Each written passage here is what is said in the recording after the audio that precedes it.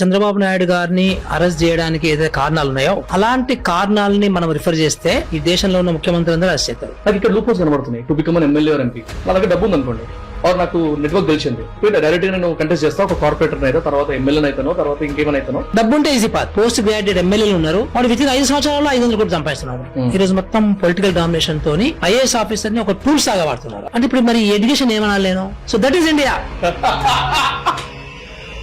ప్రజలు కూడా ఒప్పేసుకుంటుంది, ఏ మురళి సార్ ఊరికే కరప్షన్ గురించి మాట్లాడతారు, ఏ అన్ని చోట్ల ఉంది కరప్షన్. కానీ మరి మన ఎమ్మెల్యేలు కరప్షన్ చేస్తారు, మన ఆఫీసర్లు కరప్షన్ చేస్తారు, ఎవ్రీవేర్. ఒక డెవలప్డ్ నేషన్ అనే డిజిగ్నేషన్ ఎందుకు తీసుకోవడం లేదు? ఇంకా డెవలపింగ్ నేషన్, ఇంకా డెవలపింగ్ నేషన్, ఇంకా డెవలపింగ్ నేషన్. నేను పోలీస్ స్టేషన్ పోవాలి, పోలీస్ స్టేషన్ ఎట్లా అనుకుంటా, ఎట్లా మాట్లాడతారు, ఎట్లా వస్తారో భయం ఉంటుంది. అంటే మన పేద దేశం కాబట్టి ఉస్మానియా ఆసుపత్రి అట్లాగే ఉండాలి, మన పేద దేశం కాబట్టి ప్రభుత్వ స్కూల్ ఇట్లాగే ఉండాలి. స్టూపిడిటీ చెత్తలా కనబడుతుంది, మరి మనం మాత్రం బిలీఫ్. నా లైఫ్ లో నేను ఇంత ఆనెస్ట్ పర్సన్ ఇంకొని చూడలేదు అని ఎక్స్ప్లెయిన్ చేశాను. నాకు పాడ్కాస్ట్ నెంబర్ 32 ఆకునూరి మురళి గారితో. ఈయన పేరు నా కమెంట్ సెక్షన్ లో చాలా సార్లు విన్నాను. ఎంతో మంది అడిగారు ఆయన తీసుకురండి, ఆయన గవర్నమెంట్ గురించి, పాలసీస్ గురించి, పబ్లిక్ గురించి చాలా విషయాల గురించి అడగొచ్చు అని. But when I was reaching him, ఆయన ఇంటర్వ్యూస్ అవి చూస్తున్నప్పుడు నాకు అనిపించింది, అన్ఫార్చునేట్లీ ఆయన ఒక గవర్నమెంట్ కి అగేన్స్ట్ గా మాట్లాడుతూ ఆ ఇంటర్వ్యూస్ అన్ని అలాగే వెళ్ళిపోయాయి. అంటే ప్రతి ఇంటర్వ్యూ, నేను ఆల్మోస్ట్ ఒక 10 ఇంటర్వ్యూస్ చూశాను, ప్రతి ఇంటర్వ్యూలో కూడా ఆయన ఒక గవర్నమెంట్ గురించి ఒక తప్పు మాట్లాడంగానే తిప్పి దాని గురించే మాట్లాడారు, కానీ ఆయన దగ్గర నుంచి చాలా ఇన్ఫర్మేషన్ లాక్కోవచ్చు అని ఒక ఫ్యాక్ట్ మిస్ అయిందేమో అనిపించింది నాకు. And also when I met him personally or when I spoke with him, ఆయన గురించి తెలుసుకున్న టైంలో నాకు చాలా తెలిసినాయి అనమాట. ఎన్నో విషయాల గురించి ఆయన దగ్గర డిఫరెంట్ ఒపీనియన్ ఉంటుంది. అనుకున్నట్టే నిజంగానే డిఫరెంట్ ఒపీనియన్స్ వచ్చాయి. ఇప్పుడు నేను ఇందాక పాడ్కాస్ట్ ట్రస్ట్ మొత్తం చూస్తున్నప్పుడు, అరే ఇక్కడ నేను ఇంకొక క్రాస్ క్వశ్చన్ ఇచ్చి ఉండాలి కదా, ఇంకొక క్వశ్చన్ అడుగుంటే బాగుండేది, ఇంకొంచెం ఎలాబరేట్ చేసి ఉంటే ఇంకా ఇన్ఫర్మేషన్ వచ్చేది అన్న ఫీలింగ్ వచ్చింది. ఎనీవేస్, డెఫినెట్లీ ఇంకొక పాడ్కాస్ట్ చేయడానికి నేను పర్మిషన్ తీసుకున్నాను. ఈ పాడ్కాస్ట్ లో త్వరలో రాబోతున్న ఎలక్షన్స్ గురించి, ప్రెసెంట్ జరుగుతున్న masala based politics, current affairs గురించి, అన్నిటి గురించి మాట్లాడము. Must watch podcast for every youngster out there. Podcast మొత్తం చూసి మీ వ్యూస్ ఏంటో కింద కమెంట్ చేయండి. Sir, first of all thank you very much for coming. Thanks for accepting. Finally ఒక 1.5 month తర్వాత అపాయింట్మెంట్ దొరికింది. Thank you very much. So sir, intro already చెప్పాను. ఇంట్రోలో అసలు మనం ఏం మాట్లాడేమో అనేది వచ్చేసి ఉంటుంది ఈ పాటికి. So direct to the context, ఎప్పటి నుంచో ఒక డౌట్ ఉంది నాకు, దాని నుంచి స్టార్ట్ చేద్దాము. సార్, ఇప్పుడు ఎడ్యుకేషన్ సైడ్ వస్తే, ఎడ్యుకేషన్ మారాలా వద్దా అనే డిబేట్స్ ఎప్పటి నుంచి నడుస్తున్నాయి. దాంట్లో one thing I wanted to ask you in person is, ఇప్పుడు ఎగ్జాంపుల్ SSC, ICSE సిలబసెస్ ఉంటాయి. సో SSC వాళ్ళని అడిగితే సివిక్స్ లాంటి సబ్జెక్ట్స్ ఉంటాయి కదా, లైక్ పార్లమెంట్ అంటే ఏంటి, ఎమ్మెల్యే అంటే ఎవరు, రాజ్యసభ అంటే ఏంటి, విధానసభ అంటే ఏంటి, ఇట్లాంటివన్నీ మనం అప్పుడు చేర్చుకుంటాం. అది 3rd or 4th క్లాస్లో స్టార్ట్ అవుతుంది. ICSE వాళ్ళకి మేబీ 6th క్లాస్లో స్టార్ట్ అవుతుంది. But when you think about how far is it going, అంటే ఎప్పుడు స్టార్ట్ అవ్వాలనేది నేను మాట్లాడను. ఇప్పుడు ఎగ్జాంపుల్ కోడింగ్ గురించి మాట్లాడడం అనుకోండి, చిన్నప్పటి నుంచి నేర్పిస్తే మంచిదని చెప్పి మాట్లాడుతున్నారు ఇప్పుడు. సో ఎప్పుడు స్టార్ట్ అవుతుందో పక్కన పెట్టుదాం.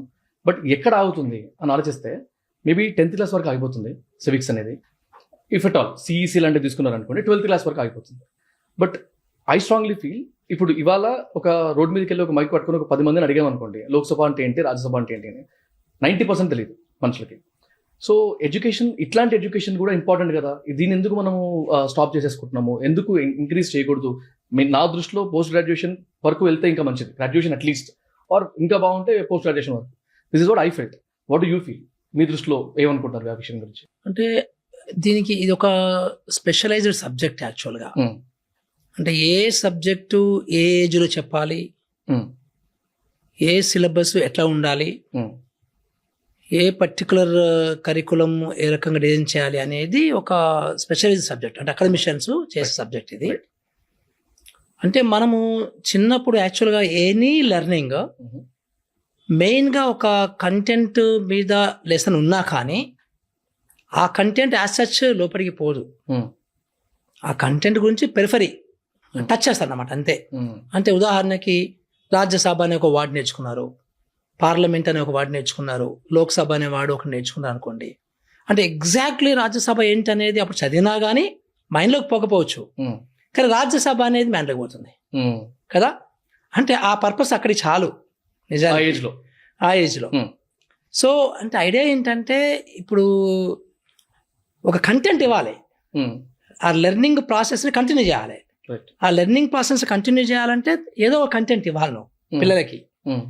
అది ఎన్విరాన్మెంట్ బేస్ అయితే ఎన్విరాన్మెంట్కి సంబంధించి, సో సివిక్స్కి సంబంధించి అయితే సివిక్స్కి సంబంధించి ఇవన్నీ ఇవ్వాల్సింది కాబట్టి ఇస్తుంటారు.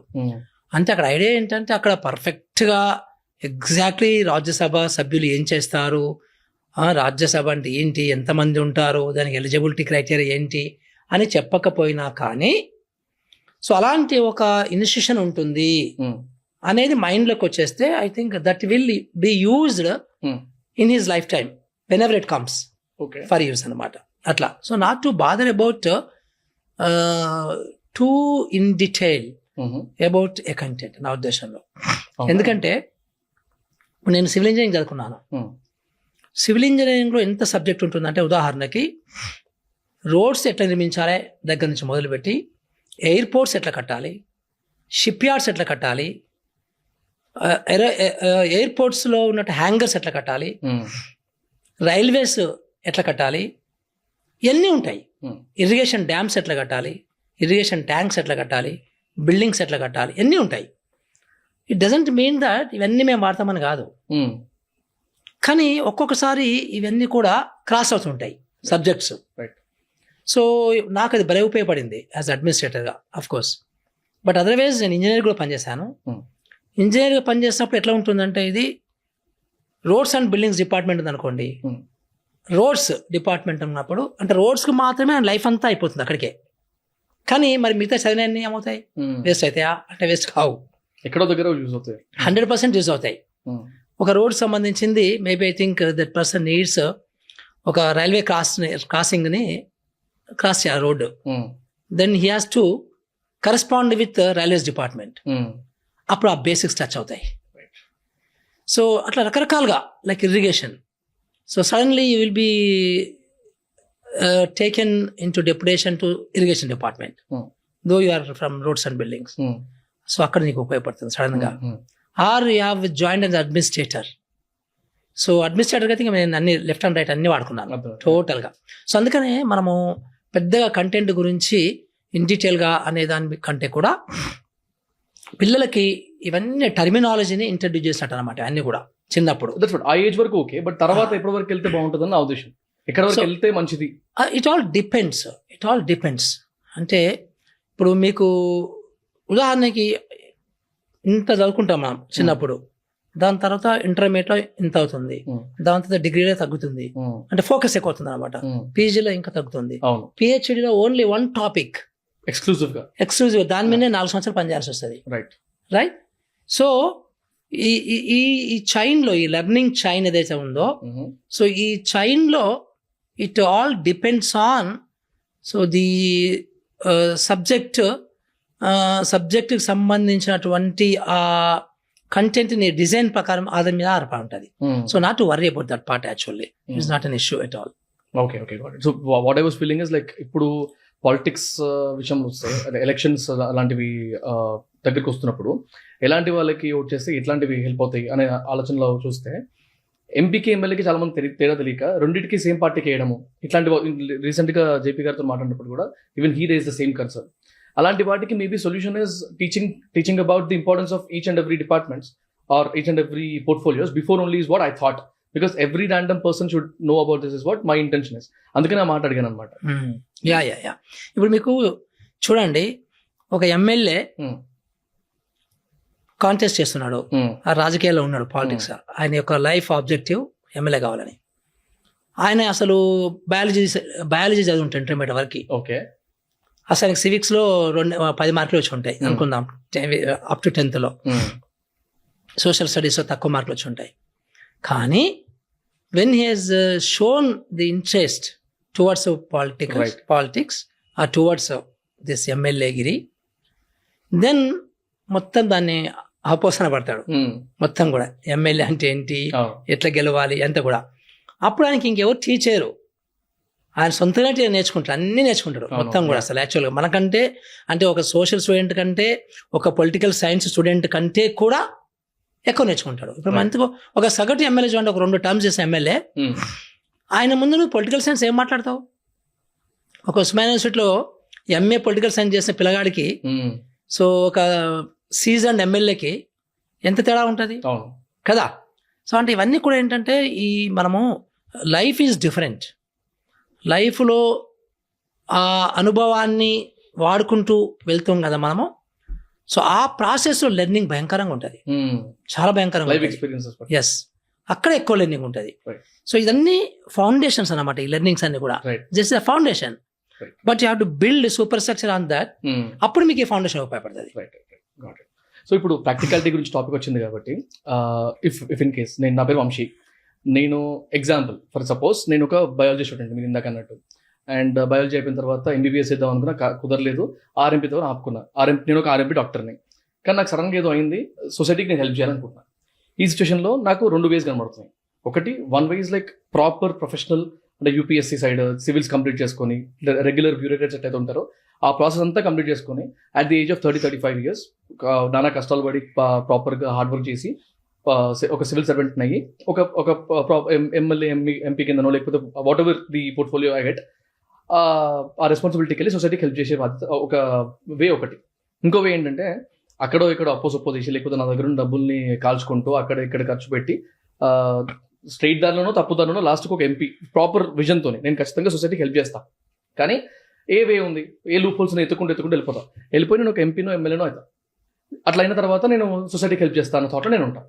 ఈ రెండిట్లో what do you feel which is better ఈ పొజిషన్లో, ఈ టైంలో, or which can yield more results? యాక్చువల్గా ఇది ఈ క్వశ్చన్కి ఆన్సర్ అంత స్ట్రేట్గా రాదు. ఓకే, ఏంటంటే ఇక్కడ విషయము, ప్రతి మనిషికి ఒక యాప్టిట్యూడ్ ఉంటుంది. ఆ యాప్టిట్యూడ్ని బట్టి వెళ్తారు. ఉదాహరణకి ఒక బ్యూరోక్రాట్ ఉంటాడు, ఆ బ్యూరోక్రాట్కి రాజకీయాలను చూస్తే అసహ్యం, రాజకీయాలంటే ఒక బురద అనుకుంటాడు. నేనైతే బ్యూరోక్రాట్ అంటే ఒక ఏజ్ చదివిన మనిషి కూడా ఆయనకంతా is a cream of society అనుకోవాలి, in terms of education, in terms of competition, whatever. ఆయనకు రాజకీయాలు నచ్చవు, రాజకీయాలు అంటేనే అసహ్యం. ఇంకొక ఐఏఎస్ ఉంటాడు, సో ఆయన ఐఏఎస్ ఎంటర్ అవుతాడు కానీ బట్ ఆయన యొక్క గోల్ ఏంటంటే after some time I should become politician. అంటే ఇవన్నీ కూడా నేను చెప్పేది ఏంటంటే ఈవెన్ ఐఏఎస్ ట్రైనింగ్ అవుతున్నప్పుడు కూడా ఆ పిల్లలకు కూడా ఇలాంటి గోల్స్ ఉంటాయి, డిఫరెంట్ 180 degrees చేంజ్ గోల్స్ ఉంటాయి.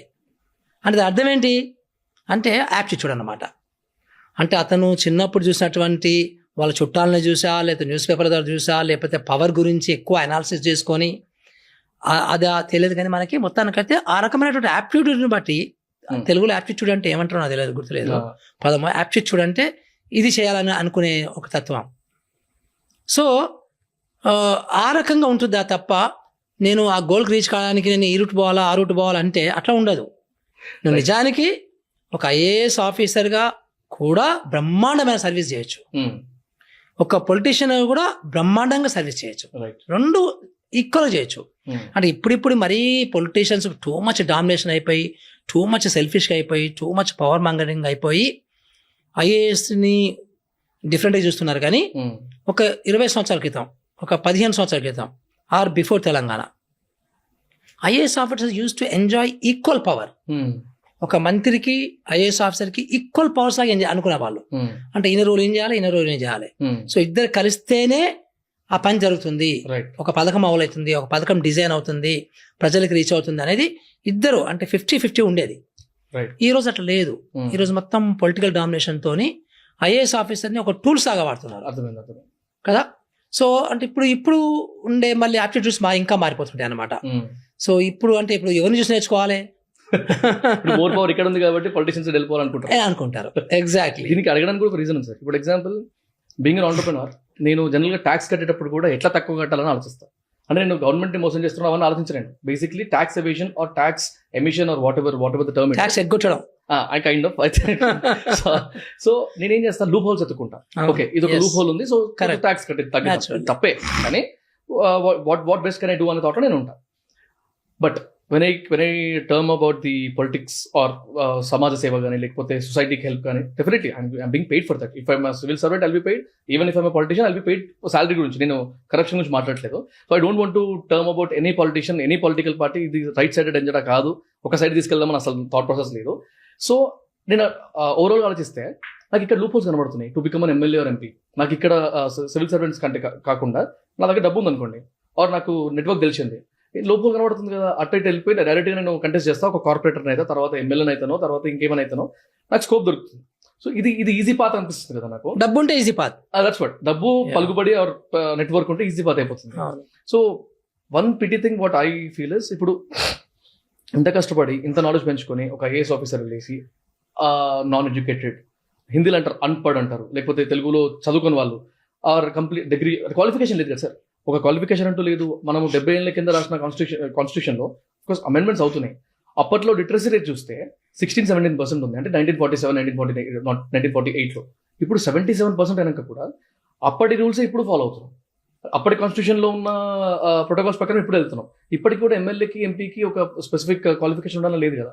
సో ఈ లూప్ హోల్స్ చూసినప్పుడు I don't understand which way should we even take. అంటే ఫస్ట్ థింగ్ ఏంటంటే డబ్బున్న వాళ్ళకి పొలిటికల్గా అయ్యి పీక్ పొలిటిషియన్గా రీచ్ అయ్యి ఐఏఎస్ ఆఫీసర్స్ కూడా కమాండ్ చేసేంత సిచ్యువేషన్ పోవడం అనేది easy path.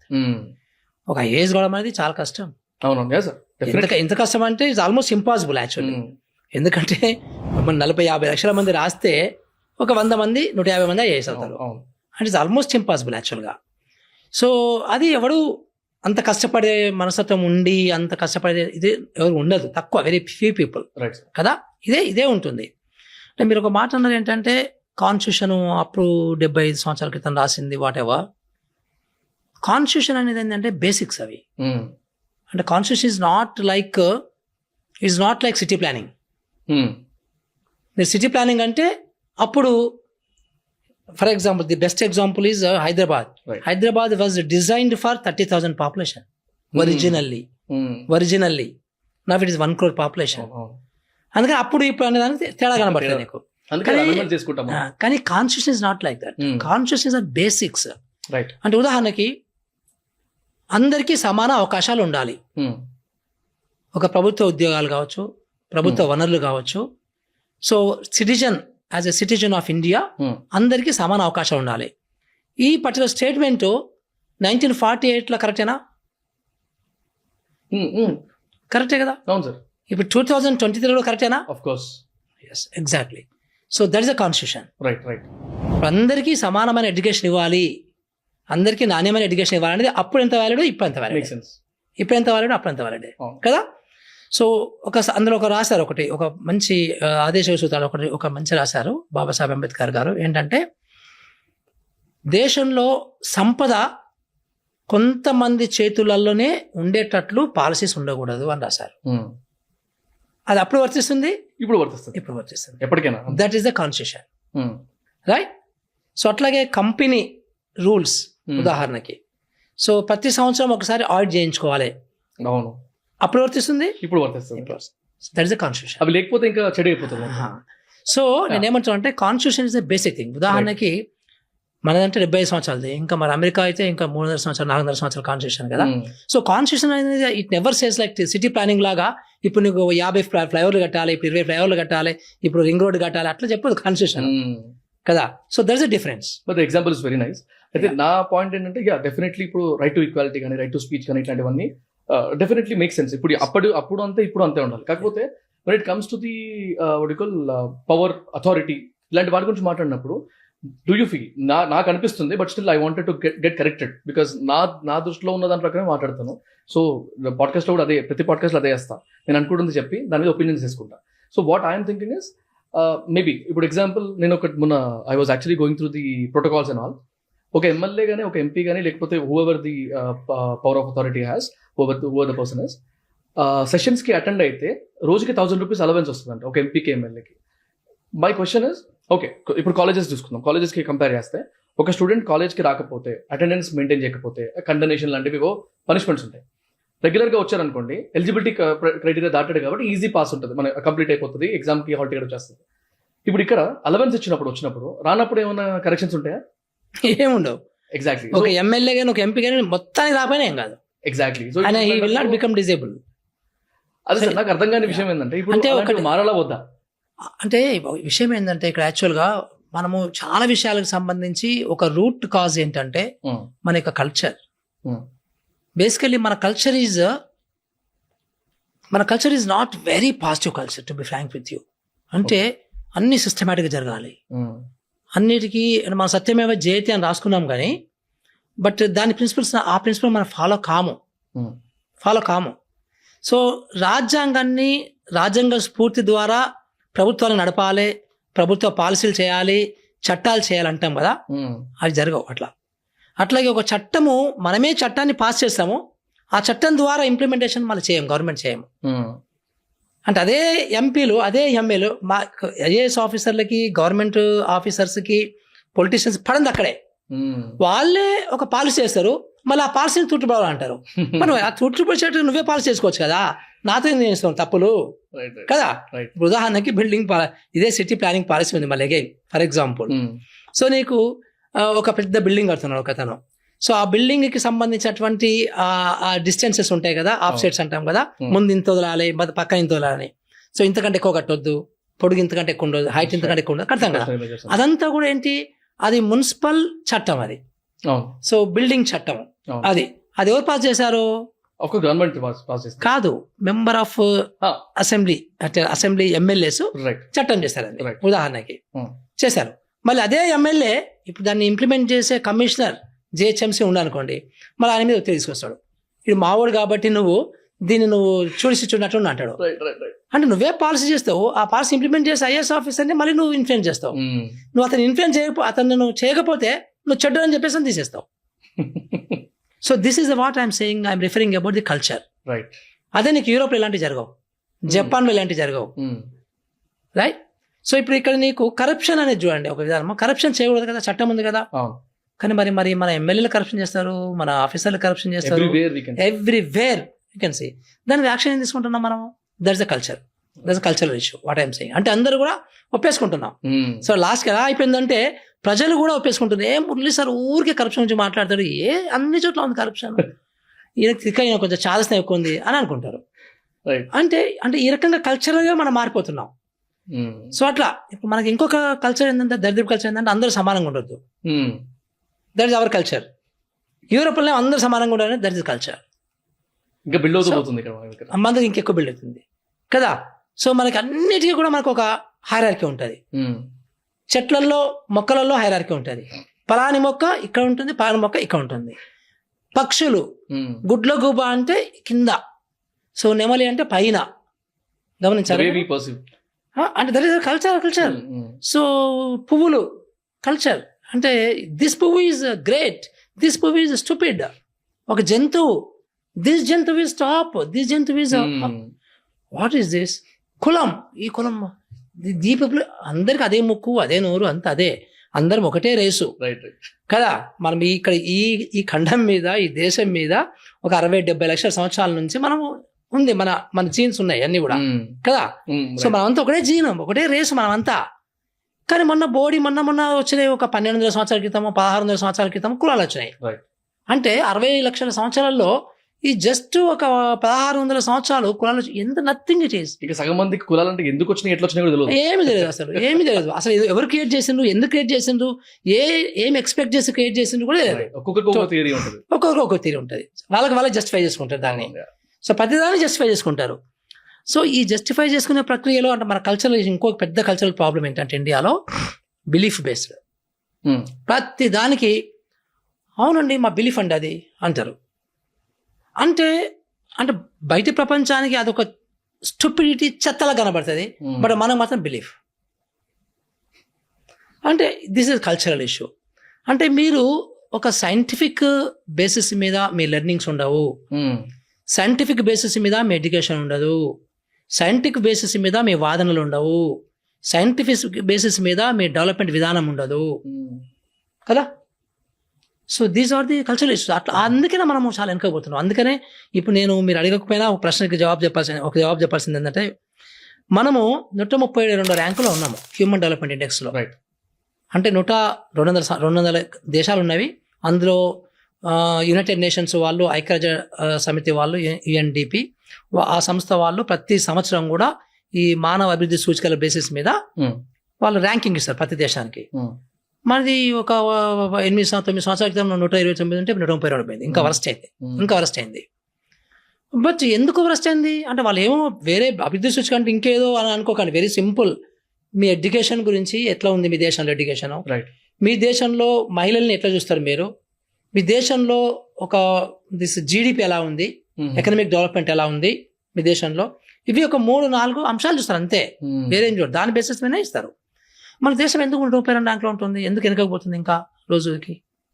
So it is because of there are certain cultural problems in this society. And yeah sir, మీరు ఇందాక కరప్షన్ గురించి మాట్లాడినప్పుడు ఆర్ ఆనెస్టీ గురించి మాట్లాడినప్పుడు చిన్న ఇన్సిడెంట్ అయింది మీ విషయంలోనే, ఒక చెప్తాను అది. సో ఒక 1.5 month బ్యాక్ నేను when I was thinking Murali గారిని తీసుకురావాలని కొంచెం రెఫరెన్సెస్ ఉంటాయి, తెలిసిన వాళ్ళు ఉన్న వాళ్ళని అడిగాను. 2-3 అడిగితే 2 నంబర్స్ పంపించారు నాకు. 2 మీ సేవ్ చేసుకున్న కాంటాక్ట్ పక్కన ఆనెస్ట్ అని రాశారనమాట, HONEST. ఆనెస్ట్ అని ఎందుకు రాశారు, నేను ఏమనుకున్నాను ఒక ఆర్గనైజేషన్ ఏమో ఉందో అనుకుని ఫస్ట్ మురళి మీ ఫుల్ నేమ్ అక్కనూరి మురళి గారు అని పెట్టి ఆనెస్ట్ అనే ఆర్గనైజేషన్ ఉందేమో లేకపోతే ఒక ఫెడరేషన్ లాంటిదేమో అని చెప్పి నేను సర్చ్ చేస్తున్నాను, దొరకట్లేదు. So one amongst the person who sent me the number అతను కాల్ చేశాను, అన్న మీరు పక్కన ఆనెస్ట్ ఎందుకు పెట్టారంటే నా లైఫ్లో నేను ఎంత ఆనెస్ట్ పర్సన్ ఇంకొని చూడలేదు అని ఎక్స్ప్లెయిన్ చేశాను నాకైనా.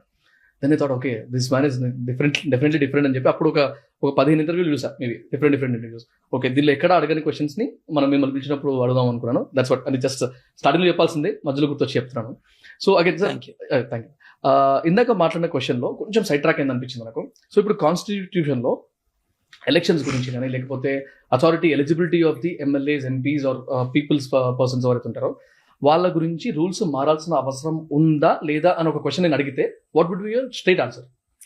అవసరం లేదు, మార్చిన అవసరం లేదు, మార్చాల్సిన అవసరం లేదు. ఓకే, ఎందుకంటే democracy for the people by the people కదా. అంటే బేసికల్లీ ఒక ప్రజాప్రతినిధి ఉండాలి అక్కడ, పార్లమెంట్లో ఉండాలి. అంటే మన ప్రాంతానికి సంబంధించిన ప్రజాప్రతినిధి ఉండాలి. ఆ రకంగా దేశంలో ఉన్నటువంటి 140 కోట్లకు సంబంధించినటువంటి ప్రజాప్రతినిధులు ఉండాలి అక్కడ. Simple logic. సో వాళ్ళు విధానాలు చేయాలి, విధానాలు తయారు చేసుకోవాలి, ఆమోదించాలి కదా. సో అది ఎప్పటికీ మారదు మీకు, అవును ఎప్పటికీ మారదు. ప్రజాస్వామ్యం గురించి మాట్లాడలేదు, ఎలిజిబిలిటీ ఆఫ్ పర్సన్ అంటే ఎడ్యుకేషన్ క్వాలిఫికేషన్ లాంటివి అలాంటి వాటి గురించి అంటున్నాను. అంటే ఎడ్యుకేషన్ అంటే యాక్చువల్గా చాలా మంది పాపం యూత్ కన్ఫ్యూజ్ అవుతున్నారు ఇక్కడ. ఏంటంటే ఎడ్యుకేషన్ ఉంటే హానెస్టీ ఉంటుంది, ఎడ్యుకేషన్ లేకపోతే వాళ్ళకి హానెస్టీ ఉండదు అనేది ఒక రాంగ్ నోషన్లో ఉన్నారు. అసలు ఈ దేశంలో ఎడ్యుకేషన్కి హానెస్టీకి సంబంధం లేదు, ఎడ్యుకేషన్కి నిజాయితీకి సంబంధం లేదు ఎక్కడ కూడా. అంటే ఈ దేశంలో మరీ ఎక్కువ. అంటే చాలా మంది ఏమనుకుంటారంటే ఎడ్యుకేషన్ లేదు కాబట్టి వీళ్ళంతా నిజాయితీ పనులు కాదు, వీళ్ళంతా కూడా చెత్త పనులు చేస్తుంటారు అని అనుకుంటున్నారు. కానీ మీరు చాలా జాగ్రత్తగా అనాలిసిస్ చేస్తే మీకు ఎడ్యుకేషన్ బాగా చదువుకొని వచ్చిన వాళ్ళు కూడా, ఫారెన్లో చదువుకున్న వాళ్ళు, PhD చేసిన వాళ్ళు కూడా భయంకరమైన అవినీతి పనులు ఉన్నారు కదా. అట్లాగే నీకు ఒక మంచి ఎగ్జాంపుల్ చెప్పాలనుకుంటే మన ఇల్లెందు ఎమ్మెల్యే గారు, ఏం పేరు ఆయన పేరు, మన వాళ్ళ కూతురు అనురాధ పోటీ చేస్తుంది కదా ఇప్పుడు. ఆయన 5 సంవత్సరాలు ఎమ్మెల్యేగా ఎన్నికయ్యాడు. ఆయన గ్రాడ్యుయేట్ కూడా కాదు, మేబీ 10th చదువుకో ఉంటాడు. మరి ఆయన ఎంత నిజాయితీ పరుడుగా ఉన్నాడు. ఇప్పటికి కూడా ఆయన ఆటోలో పోతుంటాడు, బస్సులో పోతుంటాడు. అదే మరి మనకు ఇప్పుడున్నటువంటి పోస్ట్ గ్రాడ్యుయేట్ ఎమ్మెల్యేలు ఉన్నారు, వాడు వితిన్ 5 సంవత్సరాల్లో 500 కోట్లు సంపాదిస్తున్నాడు. అంటే ఎట్లా లింక్ అవుతుంది ఇది దానికి దీనికి కదా. సో తప్పది. అంటే అందుకని ఎలిజిబిలిటీ మార్చాల్సిన అవసరమే లేదు. ఇప్పుడు యాక్చువల్గా 1940s, 50s, 60s అప్పుడు లిటరసీ తక్కువ ఉంది కాబట్టి అందరు కూడా ఎంపీలు, ఎమ్మెల్యేలు కూడా ఈవెన్ ఇల్లిటరసీ అంటే చదువుకోని వాళ్ళు, నిరక్షరాస్యులు కూడా అయ్యిండ్రు, ఒప్పుకుంటాను. కానీ ఇప్పుడు అలాంటిది లేదు. డెఫినెట్గా అందరూ కూడా ఇంటర్మీడియట్ కన్నా చదువుతున్నారు. ఇప్పుడు ఉదాహరణకి మనం ఇప్పుడు ఉన్నటువంటి అసెంబ్లీలో మీరు చూస్తే ఒక్కరు కూడా మీకు ఇల్లిటరేట్ కనబడదు కదా, ఒక్కరు కూడా ఇల్లిటరేట్. సో ఇప్పుడు మల్లారెడ్డి కూడా మనం ఇల్లిటరేట్ అనలేము మనం. ఆయన ఎడ్యుకేషన్ ఎంతో నాకు తెలియదు కానీ బట్ ఆయన ఇప్పుడు ఎడ్యుకేషన్ అయిపోయాడు, ఆయన క్లెయిమ్ చేసుకుంటుండే. ఎందుకంటే ఆయన బ్రహ్మాండమైనటువంటి కాలేజీలు పెడుతున్నాడు, ఆయన బిజినెస్ అయిపోయాడు. ఇప్పుడు ఆయన బిజినెస్ మ్యాన్ ఆడు, ఎడ్యుకేషన్ అంటాడు ఆయన కదా. సో అందుకని ఇప్పుడు నువ్వు ఆయన కూడా నువ్వు ఏ రకంగా పెడతావో తెలియదు మనకి. సో అందుకనే ఇప్పుడున్నటువంటి అసెంబ్లీలో కానీ ఇప్పుడున్నటువంటి పార్లమెంట్ దాకా కానీ నాకు సంబంధం లేదు. తర్వాత ఇంకొక విషయం చెప్పాల్సింది మీకు ఏంటంటే, బనారస్ యూనివర్సిటీలో అంత పెద్ద ఏన్షియంట్ యూనివర్సిటీ, చాలా పాత యూనివర్సిటీ, అక్కడ మంత్రాలకు సంబంధించినటువంటి కోర్సు పెట్టారు. మంత్రాలు అంటే మామూలుగా మనకు మంత్రగాళ్ళు ఉంటాయి కదా, మంత్రగాళ్ళు. ఓకే, మంత్రం వేస్తే నీకు జబ్బు తెప్పిస్తా అంటాడు, మంత్రం చేసి చంపేస్తా అంటాడు. అంత అది basically they are playing with your mind అనమాట. భయపెట్టించి డబ్బులు తీసుకోవడము, భయపెట్టించడము. ఇది బనారస్ యూనివర్సిటీలో ఈ కోర్స్ ఎట్లా పెట్టారబ్బా? నేను ఇప్పుడు అంటే మీరు వినలే కదా, షాకింగ్ ఉంది, షాకింగ్ కదా. Exactly. So that is India. ఇప్పుడు ఈ విషయాన్ని నేను ఒక స్వీడన్ యూనివర్సిటీలో కానీ, చికాగో యూనివర్సిటీలో కానీ, ఒక చైనీస్ పెకింగ్ యూనివర్సిటీలో కానీ, ఒక సింగపూర్ యూనివర్సిటీలో కానీ చెప్తే ఏమనుకుంటారు వాళ్ళు? నంబర్ 1. ఒక మెంబర్ ఆఫ్ పార్లమెంట్ అంటాడు, ఇప్పుడున్నది ప్రస్తుతం parliament member of parliament BJP MP అని అంటాడు, గంగా నదిలో రాళ్ళు దొరుకుతాయి కదా, ఆ రాళ్ళని చూర్ణం చేసుకొని పౌడర్ చేసుకొని ఒక గర్భిణీ స్త్రీ తాగితే సో ఆమెకి ప్రసవం చాలా ఈజీగా అవుతుంది అంటాడు. రాళ్ళను చూర చేసుకొని తాగితే అంటే ఇప్పుడు మరి ఎడ్యుకేషన్ ఏమనాలి నేను? మన health minister, government of India health minister, right, ఆయన గోమూత్రాన్ని ఔషధం కింద పేటెంట్ చేస్తానంటాడు. పేటెంట్ అది చదువుంటారు మీ అంతా కూడా. వేరే కంట్రీలో కూడా పేటెంట్. ఆయన ఏమంటాడంటే అసలు గోమూత్రం అనేది మొత్తం సర్వరోగి నివారణ అంటాడు. ఇప్పుడు దీన్ని నేను మళ్ళీ అగైన్ అదే సింగపూర్ యూనివర్సిటీకి వెళ్ళి అదే చికాగో యూనివర్సిటీకి వెళ్ళి మాట్లాడితే మనల్ని ఏమనుకుంటారు వాళ్ళు?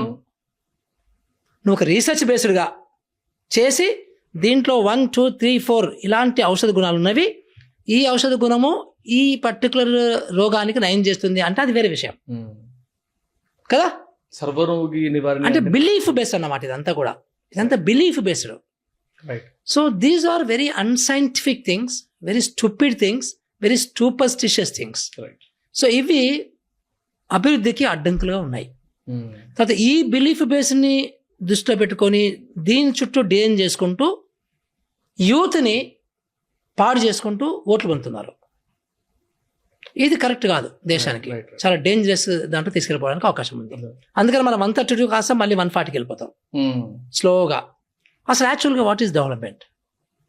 అసలు ఎందుకు ఈ దేశంలో ఇన్ని వనరులున్నా, ఇన్ని జీవనదులున్నా, ఇంత మంచి భూమి ఉన్నా, ఇంత మంచి సహజ వనరులు ఉన్నా, ఇంత మానవ వనరులు ఉన్నా ఎందుకు ఈరోజు అసలు అభివృద్ధి చెందలేకపోతుంది? ఎందుకు మనము ఒక డెవలప్డ్ నేషన్ అనే డిజిగ్నేషన్ ఎందుకు తీసుకోవడం లేదు? ఇంకా డెవలపింగ్ నేషన్, ఇంకా డెవలపింగ్ నేషన్, ఇంకా డెవలపింగ్ నేషన్, ఇన్ని సంవత్సరాలు డెవలపింగ్ నేషన్కి డెవలప్మెంట్ కావడానికి ఎందుకు అంటే because of these cultural aspects. These are the problem. Otherwise we don't deserve this. We don't deserve this kind of unemployment. We don't deserve this kind of poverty. We don't deserve for this kind of discriminations. We don't deserve this kind of disempowerment of mass. Actually sir నేనైతే మీరు ఈ క్వశ్చన్కి ఇట్లాంటి answer expect చేయలేదు. మీరు education ఖచ్చితంగా మార్చాలి, education qualification eligibility పెట్టాలని ఒక డిఫరెంట్ వర్జన్లో చెప్పారు, which I can actually relate to, అర్థమవుతుంది నాకు కూడా. అండ్ కొంచెం దీన్ని సైడ్ ట్రాక్ చేసుకుంటూ ఈ రీసెంట్గా కొంచెం హల్చల్ అయిన ఒక topic, 1 nation 1 election.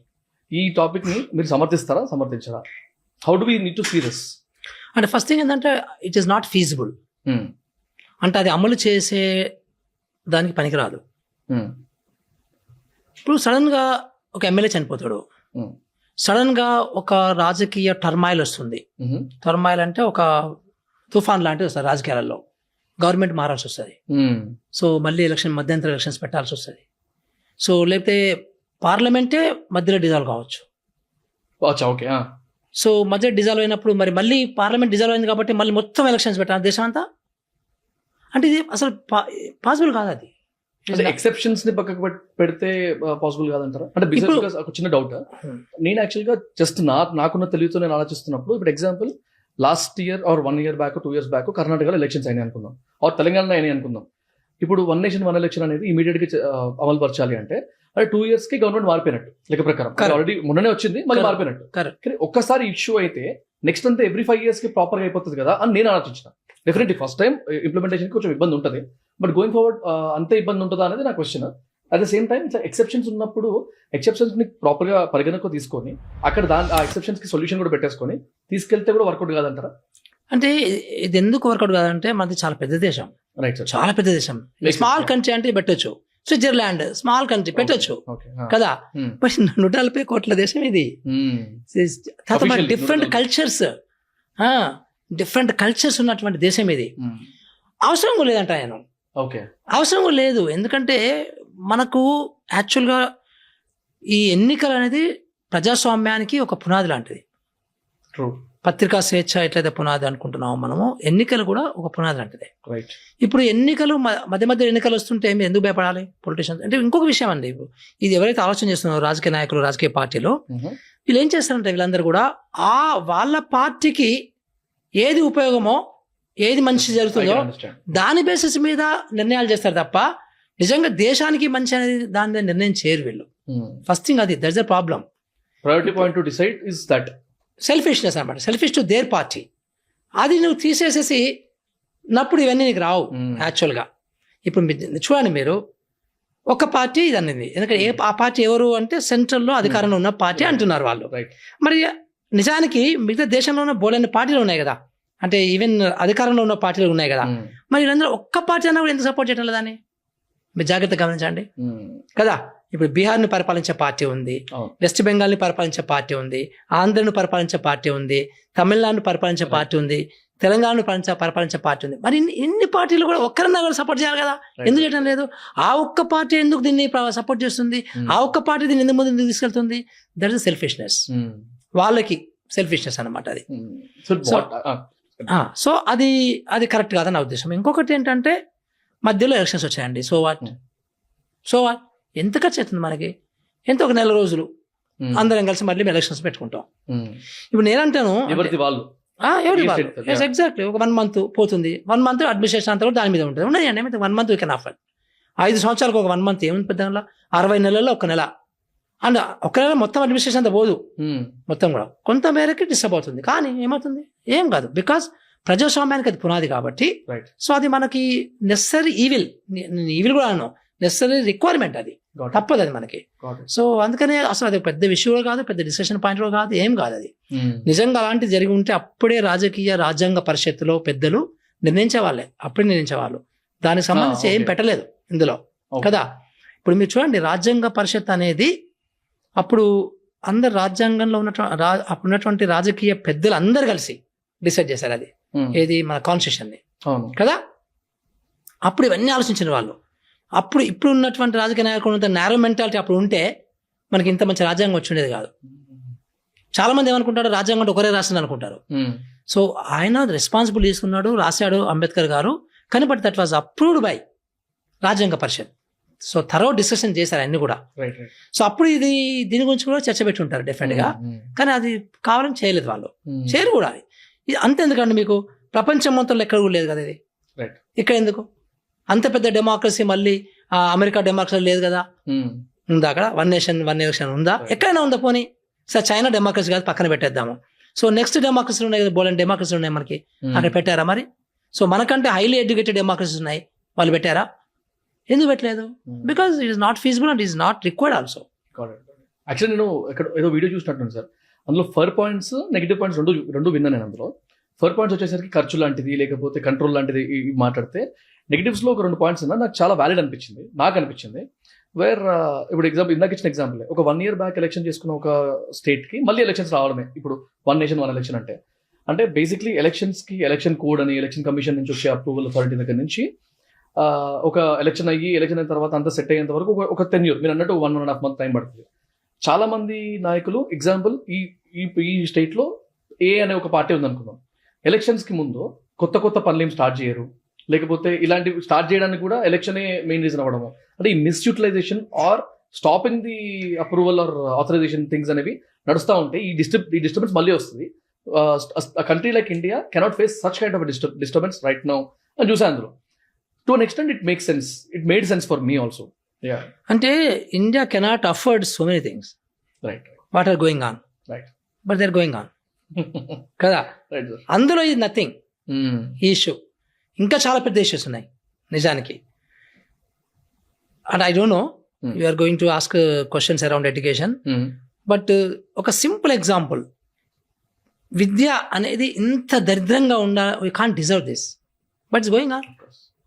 You cannot afford, India doesn't deserve, but it's happening. So అందుకే there are so many things for which India doesn't deserve, కానీ జరుగుతున్నాయి కదా. సో మరి దీని గురించి ఎందుకు అంత ఇది? సో అందులో అసలు this particular point I think there no sense, no doesn't make any sense, అవసరమే లేదు మనకు అది. సో డెమోక్రసీ విల్ ఫ్లో, ఒక నది ప్రవహిస్తుంది అంతే, ఇది కూడా democracy also it will flow. So as and when it comes it will take, simple. Sir ఇప్పుడు ఎడ్యుకేషన్ గురించి వచ్చింది కాబట్టి ఒక పర్సనల్ డౌట్, ఇన్ కేస్ మీకున్న ఎక్స్పీరియన్స్ని పరిగణలోకి తీసుకొని ఒక పొలిటికల్ పార్టీ కానీ ఒక పొలిటికల్ లీడర్ కానీ who's about to become CM or he's a CM, అలాంటి ఒక టీం అందరూ వచ్చి మీ దగ్గర కూర్చొని ఇప్పుడు ఈ స్టేట్ ని బాగుపరచాలి. I'm talking about Andhra and Telangana. Let's not talk about any politician, any party, will talk about these 2 states. ఇద్దరికి కలిపి ఒకటే సీఎం ఉన్నాడు అనుకుందాం, లేకపోతే ఇద్దరు సీఎం. తెలంగాణ సీఎం అనండి పర్లేదు, okay Telangana CM Telangana state అనండి, ఈ సీఎం వచ్చి మీ దగ్గర కూర్చున్నారు అప్కమింగ్ గానీ ప్రెసెంట్ గానీ. ఇప్పుడు స్టేట్ ని బాగుపరచడానికి మనం ఏం చేయొచ్చు అని అడిగితే పక్షపాతం లేకుండా ఒక సైడ్ మాట్లాడకుండా అగైన్ నెగిటివ్స్ మాట్లాడకుండా పాజిటివ్స్ ఏం చెప్పగలుగుతారు అంటే ఒక 5 items ఇవి ఖచ్చితంగా మనం వర్కౌట్ చేయాలి అన్నట్టు మీరు ఏమని చెప్పగలిగితే, అంటే బికాస్ ఎలక్షన్స్ దగ్గరకు వస్తున్నాయి ఇప్పుడు. తెలంగాణలో ఈ ఇయర్ లో ఉన్నాయి, ఆంధ్రలో నెక్స్ట్ ఇయర్ లో ఉన్నాయి. So definitely people should know about these things. కాబట్టి who should be or how our CM should behave to develop the states అంటే 5 మీరు చెప్పొచ్చు, 5 ఇంపార్టెంట్ సెక్టర్స్ చెప్పొచ్చు మీకు, అంటే మీకు నచ్చిన చెప్పండి. అంటే ఫస్ట్ ఓవరార్చింగ్ ప్రిన్సిపల్ చెప్పాలి నేను, ప్లీజ్. ఓవరార్చింగ్ ప్రిన్సిపల్ ఏంటంటే సుస్థిర అభివృద్ధి, సస్టైనబుల్ డెవలప్మెంట్. అంటే మనము ఒక 10 రూపాయలు పెట్టుబడి పెడితే దాని యొక్క రిజల్ట్స్ ఎంత కాలం ఎక్కువ కాలం ఇవ్వగలిగితే ఆ రకమైన అది మంచి ప్లాన్ అవుతుంది, రైట్ కదా. సో ఇప్పుడు మనకి సస్టైనబుల్ డెవలప్మెంట్ గోల్స్ అంటే SDG అంటారు, లైక్ ఐక్యరాజ్య సమితి వాళ్ళు ఫ్లోట్ చేశారు. ఎందుకు అది వాడారు సస్టైనబుల్ డెవలప్మెంట్ గోల్స్ అని ఎందుకు వాడారు? ఇప్పుడు అంటే వెరీ సింపుల్ లాజిక్. మీరు ఇప్పుడు ఒక పేదవాడు ఉన్నాడు, ఒక పేద బెస్త అతను ఉన్నాడు. బెస్త అంటే చేపలు పట్టే అతను. రైట్. అతనికి చేపలు ఒక 2 చేపలు ఇవ్వడము బెస్టా, లేకపోతే చేపలు పట్టించడం నేర్పించి దానికి సంబంధించి ఒక వల ఇవ్వడం బెటరా? Which is more sustainable? Second option. Second gratification కంటే teaching him skill. Exactly. So that is called sustainable long term, yeah, కదా. సో అది జరగాలి అంటే ఇప్పుడు చేస్తున్న ఇప్పుడున్నటువంటి పాలకులు మొత్తం దేశం మొత్తం ఇట్లాగే ఉంది, మన తెలంగాణ కాదు, తెలంగాణ ఇంకా వరస్ట్ ఉంది. ఏంటంటే నాకు ఓటేయాలి. సో ప్రజల యొక్క అజ్ఞానాన్ని వాడుకొని, ప్రజల యొక్క నిస్సహాయతను వాడుకొని వాళ్ళ ఓట్లని నేను ఒక వేటగాడిలాగా వేటాడుకుంటూ, ఇప్పుడు మన వేటాడగాడు ఏం చేస్తాడు, వాడు ఒక ఎర వేస్తాడు, ఒక ట్రాప్ వేస్తాడు కదా, వేసుకొని పట్టుకుంటాడు. అట్లా ఇప్పుడు ఈ ఓట్లను కూడా ఆ రకమైనటువంటి మైండ్ సెట్తోనే వీళ్ళు చేస్తున్నారు కదా. సో అంటే నేను సుస్థిర అభివృద్ధి గురించి చెప్పుకుంటూ ఎంత చెప్తున్నాను. సో ఇప్పుడు తెలంగాణలో మనం తీసుకుంటే ఏ రాష్ట్రానికైనా వర్తిస్తుంది ఇది. కొన్ని ఫండమెంటల్స్ ఉంటాయి అబ్బా. ఏంటంటే ఫస్ట్ అసలు కుటుంబం అనుకుందాం, కుటుంబమే ఒక రాష్ట్రం అనుకుందాం, రైట్. ఈ కుటుంబంలో మనము ఆలోచన చేస్తున్నప్పుడు ఫస్ట్ కుటుంబానికి ఏం కావాలనుకుంటాము, సస్టైనబిలిటీ గురించి దృష్టి పెట్టుకున్నప్పుడు అంటే నా పిల్లలకి నేను నాణ్యమైన విద్య ఇవ్వాలనుకుంటాను అనుకోనా? అదే కదా ఫస్ట్ ప్రయారిటీ కుటుంబానికి, మోస్ట్ ఇంపార్టెంట్ కదా.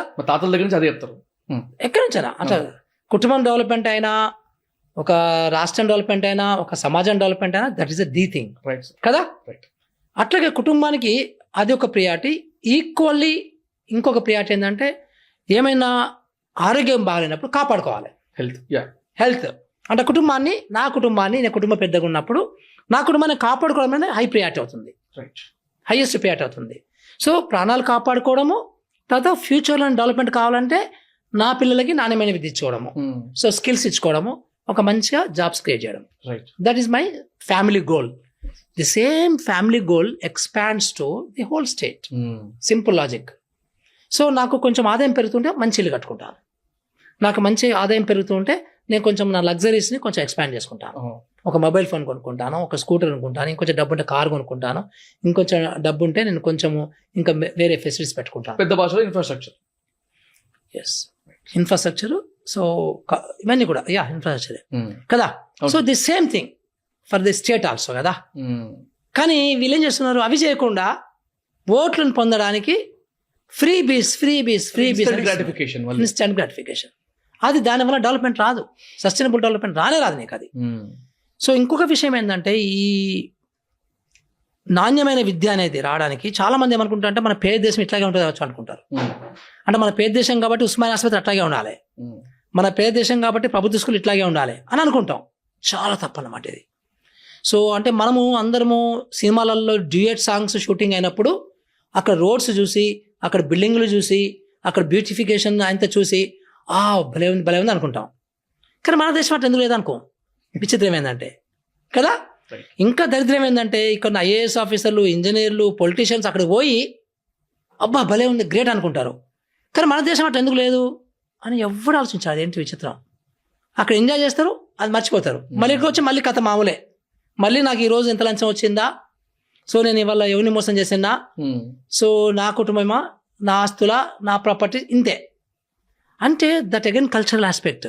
అంటే ఒక పక్క నైబర్కి నేను వాళ్ళ మంచి కూడా నా రెస్పాన్సిబిలిటీ, నా విలేజ్లో ఉన్నటువంటి అందరి రెస్పాన్సిబిలిటీ కూడా నేను కూడా తీసుకోవాలి, అందరు తీసుకోవాలి, నేను కూడా తీసుకోవాలి.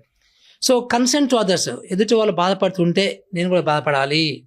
సో ఎదుటి వాళ్ళు పావర్టీలో ఉంటే నేను కూడా బాధపడాలి. ఎదుటి వాళ్ళ అవసరం అని అనుకుంటే నా అవసరాన్ని, నా టైంని వాళ్ళకు కూడా ఇవ్వాలి. ఇలాంటి ఒక షేరింగ్ హ్యాబిట్, ఒక షేరింగ్ యాటిట్యూడ్ లేకపోవడం కూడా కల్చరల్లీ ఒక డెఫిషియన్సీ మన దేశంలో, మన రాష్ట్రంలో. సో ఇప్పుడు ఈ రాజకీయ నాయకులు ఇలాంటి భావజాలం లేకపోవడం మూలాన చాలా ఈజీగా ప్రజల్ని మోసం చేస్తున్నారు. సో ఇప్పుడు హెల్త్, విద్య, ఎడ్యుకేషన్ అంటే ఈ రెండు ఫస్ట్ థింగ్. రైట్. దీనికి మొత్తం ఉన్న బడ్జెట్ మొత్తం ట్యాక్సెస్ సబ్సిడీస్ మొత్తం దీనికి ఖర్చు పెట్టడం కాదు.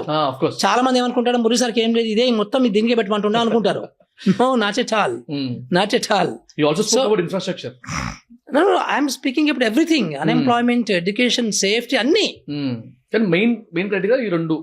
మనం కుటుంబం గురించి ఆలోచించాలి. Very simple. మేక్ సెన్స్ కదా. ఇప్పుడు కుటుంబం ఉంది, ఏదైనా సమస్య వచ్చింది నాకు, నేను పోలీస్ స్టేషన్ పోవాలి. పోలీస్ స్టేషన్ ఎట్లుండాలనుకుంటా? సో ఒక ఫ్రెండ్లీ వాతావరణం ఉండాలి కదా, యాక్సెప్టెన్స్ ఉండాలి, ఒక ఫ్రెండ్లీగా ఉండాలి కదా. మనం అసలు ఇప్పుడు పోయే పరిస్థితి ఉంది ఎవరన్నా, ఒక ఆర్డినరీ పర్సన్ కదా. అంటే ఇట్లా ఎందుకు ఉండాలి కదా, ఎట్లా మాట్లాడతారో, ఎట్లా వస్తారో భయం ఉంటుంది. భయం, ఏం బూతులు తిడతాడు వాడు, ఎక్కడ ఉంటాడు వాడు, కొట్టినా కొడతాడు వాడు, ఏం అర్థమే కాదు, అడగొచ్చలేదో తెలియదు, మనకి ఏమడగో తెలియదు, అంత గందరగోళం ఉంటుంది కదా. సో అంటే దట్ ఈస్ సుపరిపాలన ఫర్ ఎగ్జాంపుల్. సో తర్వాత ఇంకొకటి ట్రాన్స్పరెన్సీ. సో ట్రాన్స్పరెన్సీ అనేది బొత్తిగా లేదు కదా మన దగ్గర. అంటే ఉన్న ట్రాన్స్పరెన్సీని తీసేస్తున్నారు.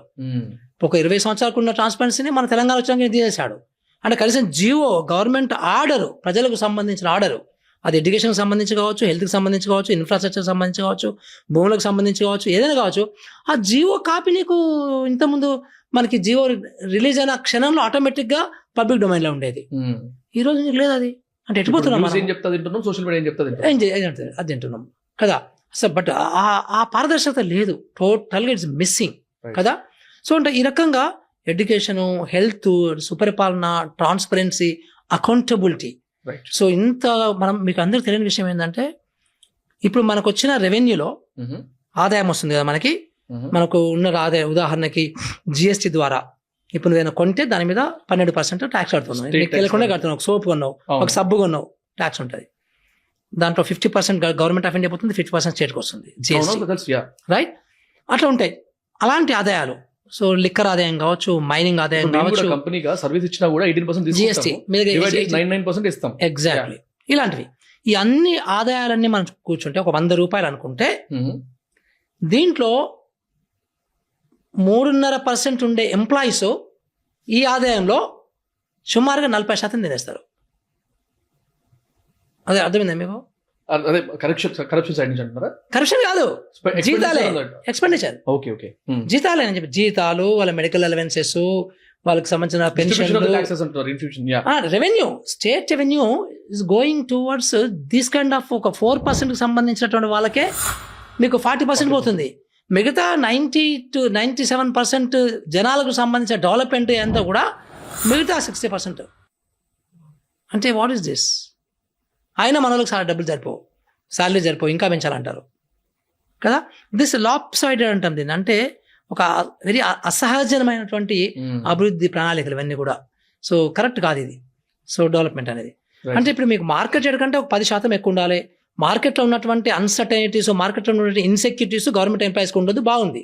ప్రివిలేజెస్ ఉండాలి, హక్కులు ఉండాలి, ఫైన్. అక్కడ వరకు ఓకే, ఫైన్. కానీ మార్కెట్లో నీకు ఒక ఎక్స్ పనికి డ్రైవర్ తీసుకో, టీచర్ తీసుకో, ఒక టీచర్ తీసుకుందాం మనము, అంటే డ్రైవర్ తీసుకుందాం పొలిటికల్ రీజన్స్ అని తీసుకుంటే, డ్రైవర్కి మీ మార్కెట్ ఎంత ఇస్తారు శాలరీ? ఇప్పుడు నేను 20,000 ఇస్తున్నా నా డ్రైవర్కి. ఇప్పుడు గవర్నమెంట్లో ఉన్న డ్రైవర్కి శాలరీ ఎంత ఉండాలి? కొంచెం మార్కెట్ 25,000 ఉన్నా పర్లేదు, నాకు 30,000 ఉన్నా పర్లేదు కదా. బట్ 80,000 ఎందుకు ఉంటుంది, 1,00,000 ఎందుకు ఉంటుంది? దట్స్ ఇష్యూ కదా. సో నేనేమంటున్నా అంటే, ఈ ఇంబ్యాలెన్స్ ఏదైతే ఉందో, ఈ ఇన్సెక్యూరిటీస్ ఎందుకు ఉన్నాయంట మనకి, మనకేంటంటే ఏదో సినిమా చూస్తున్నా దోచుకో అని, దట్ ఇన్సెక్యూరిటీస్ బాగా ఇన్సెక్యూరిటీ ఎక్కువైపోయి మనకు ఆ గ్రీడినెస్ పెరుగుతుంది బాగా. రైట్. నీకు అదే ఒక యూరోపియన్ కంట్రీలో ఎట్లా ఉంటుందంటే ఇన్సెక్యూరిటీస్ ఉండవు. ఎందుకు ఉండవు అంటే అందరికీ సమానమైన నాణ్యమైన విద్య దొరుకుతుంది, అందరికీ సమానమైన నాణ్యమైన వైద్య సేవలు దొరుకుతాయి, అందరికీ ఉద్యోగాలు దొరుకుతాయి. సో అందరికీ యాక్సెస్ టు ఇన్ఫ్రాస్ట్రక్చర్ కావచ్చు, యాక్సెస్ టు ప్రభుత్వ వనరులు కావచ్చు దొరుకుతాయి. ఎక్కడ లంచగొండితనం ఉండదు, అందరూ డిగ్నిఫైడ్గా ఉంటారు కదా. సో అందరికీ రిటైర్మెంట్ అయినాక పెన్షన్ కూడా అందరికి సమానంగా దొరుకుతుంది. సో చచ్చిపోయేంత వరకు వాళ్ళకి ఇన్సెక్యూరిటీస్ ఉండవు. అందుకనే అక్కడ చాలా బ్రహ్మాండంగా డెవలప్మెంట్ అనేది బ్రహ్మాండంగా చాలా సుఖజీవనం పొందుతున్నారు వాళ్ళు. ఇక్కడ మన దగ్గర లేదు అది. These are the problems actually. So దీన్ని మనం పోగొట్టుకోవాలంటే ఇట్ షుడ్ స్టార్ట్ విత్ సమాన నాణ్యమైన విద్య నుంచి స్టార్ట్ కావాలి, సమాన నాణ్యమైన వైద్య సేవల నుంచి స్టార్ట్ కావాలి. And the point you told sustainable development plans ఏవైతే ఇట్స్ డెఫినెట్లీ ఇంట్రెస్టింగ్. అంటే దేనికైనా రిటర్నింగ్ ఉండాలి, దేనికైనా రిలయబిలిటీ ఉండాలి, ఒక లాంగ్ టర్మ్ బెనిఫిట్స్ కోసం. It's crazy. Sir another related question, because like ఇందాక అన్నట్టు ఆంధ్రప్రదేశ్ అండ్ తెలంగాణ రెండింటికి ఎలక్షన్స్ రాబోతున్నాయి. తెలంగాణలో చాలా ఫాస్ట్గా అండ్ ఆంధ్రప్రదేశ్లో very soon. So if you can give any advice, నేను ఒక ఓటర్ లాగా అడిగితే, రెండు స్టేట్స్కి సంబంధించిన ఓటర్ లాగా అడిగితే, what is the immediate advice that you give before going to the vote? నేను తెలంగాణ కాంటెక్స్ట్ లో అడ్వైస్ ఇస్తాను. ఓకే. సో ఇక్కడ విషయం ఏంటంటే అంటే చాలా మంది తెలంగాణ వచ్చిన తర్వాత చాలా ఆకాంక్షలు ఉండే, నాకు కూడా పెద్ద ఆకాంక్ష అన్నమాట. సో తెలంగాణ వనరులు చాలా గొప్ప, విభజన అయిన తర్వాత గొప్ప వనరులు ఉన్నాయి. ఇంతకుముందు ఈ వనరులు ఆంధ్రకి వెళ్ళేటి చాలా మేజర్ చంక్. సో అలాంటిది ఇప్పుడు మనకే మిగిలిపోతున్నాయి అంటే చాలా డెవలప్మెంట్ జరుగుతుందని బాగా ఆశపడ్డా నేను. సో కానీ బట్ ఆ డెవలప్మెంట్ నాకు కనబడటం లేదు. సో ఇక్కడ విషయం ఏంటంటే ఇప్పుడు మనము ఓటర్లకు చెప్పాల్సింది ఏంటంటే ముఖ్యంగా యూత్ చెప్పాల్సి నేను. ఎందుకంటే పాపము పెన్షన్ తీసుకునే ఓటర్స్ అందరు కూడా ఇంకా ఇదే మాకు గొప్ప అనే దాంట్లో ఉన్నారు పాపము. పెన్షన్లు అనేటివి, పెన్షనర్స్ అనేటివి ఏ గవర్నమెంట్ వచ్చినా ఇస్తుంది. సో దట్స్ నాట్ రొటీన్ అయిపోతుంది, అది వచ్చేస్తుంది మనకి, నాట్ ప్రాబ్లం. కానీ ఈ యూత్ ఆలోచన చేయాలి. యూత్ మనకి ఎందుకు ఇన్ని అబద్ధాల పరిపాలన జరుగుతున్నవి, సో ఈ అబద్ధాల పరిపాలనని ఎండ్ చేయాలి అనే దాని మీద ఆలోచన చేయాలి వాళ్ళు. They have to work very hard. ఎందుకంటే మళ్ళీ వచ్చే గవర్నమెంట్ అంటే అన్ఫార్చునేట్ ఏమైందంటే మనకు మంచి పార్టీలు లేవు, రాజకీయ పార్టీలు.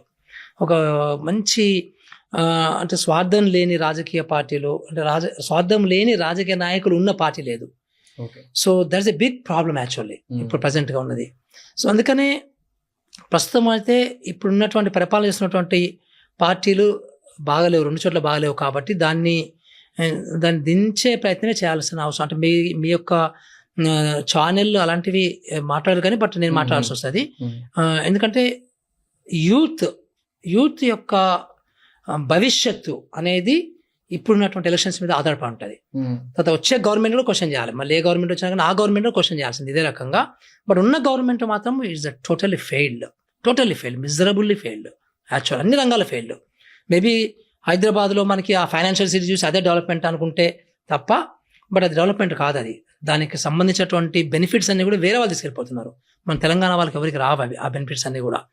సో ఇప్పుడున్నటువంటి దాంట్లో ఇంకొకటి ఏంటంటే ఈ ఓటుకి డబ్బులు తీసుకోవడము, ఓటుకి డబ్బులు ఇవ్వడము.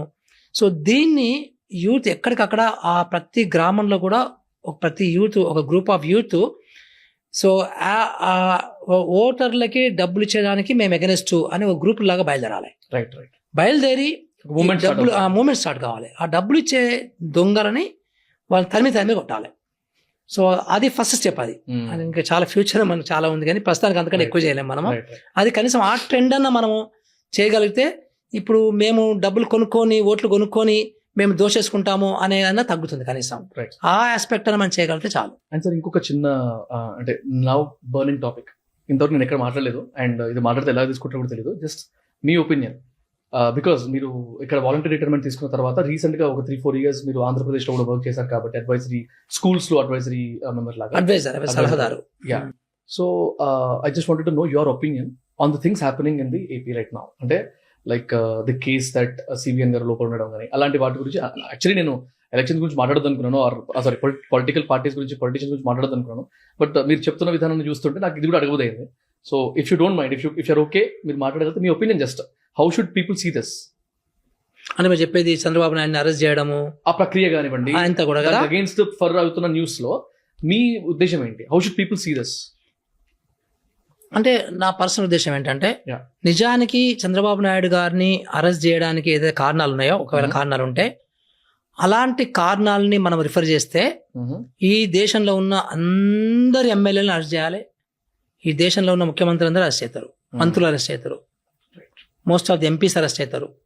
అంటే నేను ఏమంటున్నా అంటే ఇది అంతా కూడా ఒక దాంట్లో మునిగిపోయారు వీళ్ళంతా కూడా, పొలిటీషియన్స్, రాజకీయ నాయకులు అందరూ మునిగిపోయారు. సో వీళ్ళు చేసే పరిపాలన కావచ్చు, చేసే అవినీతి కావచ్చు, అన్నిట్లో కూడా ఇరుక్కపోయి ఉంటారు యాక్చువల్గా. అయితే ఇప్పుడున్న రాజకీయ నాయకులు ఏంటంటే, ఇంతకుముందు రాజకీయ నాయకులు ఏంటంటే ఆ టాలరెన్స్ ఉండేది, టాలరెన్స్ అంటే ఆ అడ్జస్ట్మెంట్ గుణాలు ఉండేవి వాళ్ళకి. ఇప్పుడు ఏంటంటే ఈ కాంపిటీషన్ ఎక్కువైపోయి పాలిటిక్స్లో. సో సంహావ్ ఎదుటి వల్ల ఉన్నటువంటి రాజకీయ నాయకుల్ని సంహావ్ మట్టి కనిపించాలి, సంహావ్ వాళ్ళని సఫర్ చేయాలి, అనేది కొంచెం బాగా పెరిగింది ఈ మధ్యకాలంలో. లేకపోతే ప్రైమ్ మినిస్టర్ లాంటి వాళ్ళు వచ్చి మనకు మన మీటింగ్లో గమ్మత్తుగా మాట్లాడిపోయింది ఆయన తెలంగాణలో.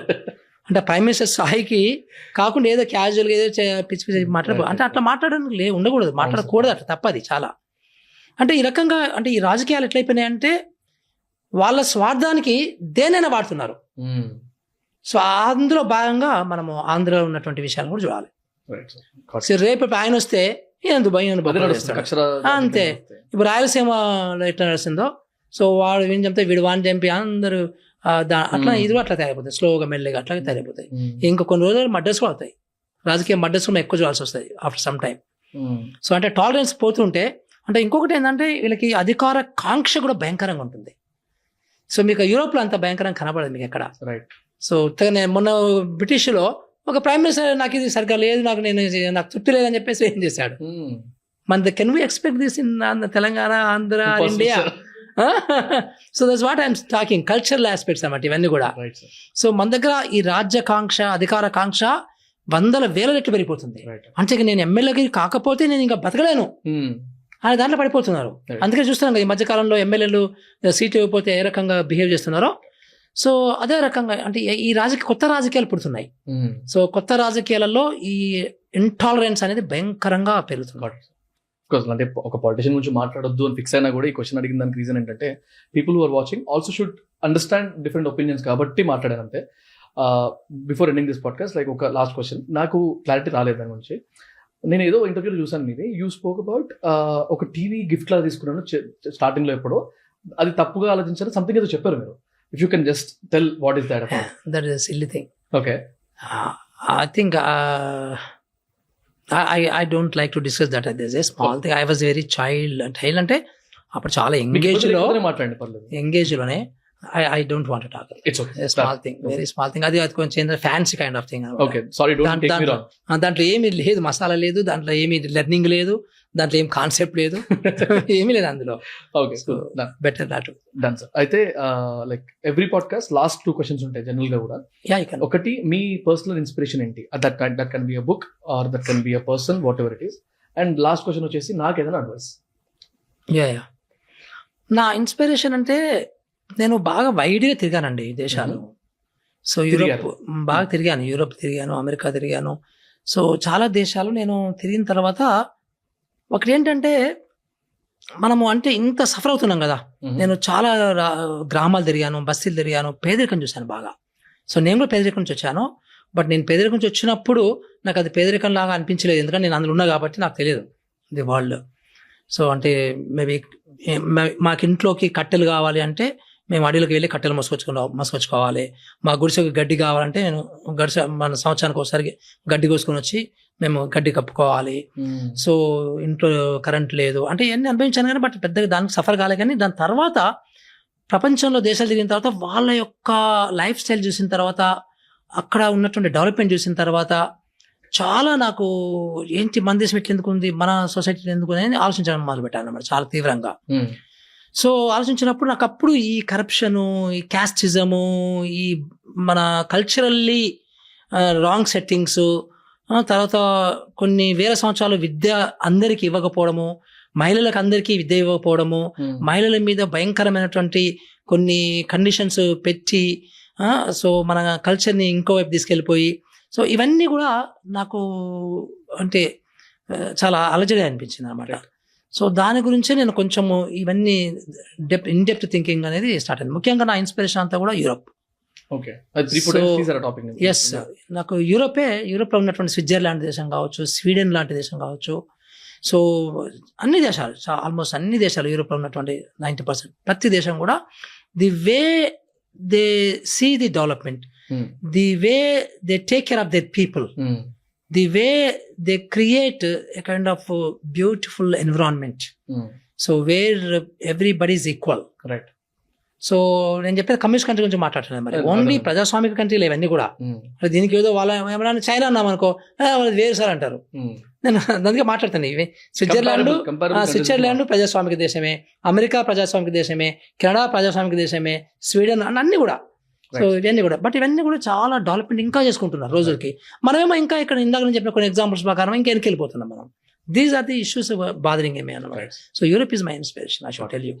సో మీకు ఇచ్చే అడ్వైజ్ ఏంటంటే, మీరు ఈ పొడోకాస్ట్ ద్వారా కావచ్చు, మీ యొక్క కమ్యూనికేషన్ సెక్టార్లో మీరు చేస్తున్నటువంటి ఇవన్నిటి ద్వారా ఏంటంటే, సాధ్యమైనంత వరకు ఈ ప్రస్తుత రాజకీయాలలో ఉన్నటువంటి ఏదైతే మలినాలు ఉన్నాయో, కరప్షను, క్యాస్టిజము, సూపర్స్టిషన్స్, కులాల్ని వాడుకోవడము, మతాల్ని వాడుకోవడము, సో ఒక డెవలప్మెంట్ ఎజెండా లేకపోవడము, సుస్థిర డెవలప్మెంట్ అనే ఎజెండా లేకపోవడము, ఇలాంటి వాటి మీద కూడా మనము యూత్కి కరెక్ట్ ఇన్ఫర్మేషన్ ఇవ్వడం అనేది important. Makes sense. Yeah, sir.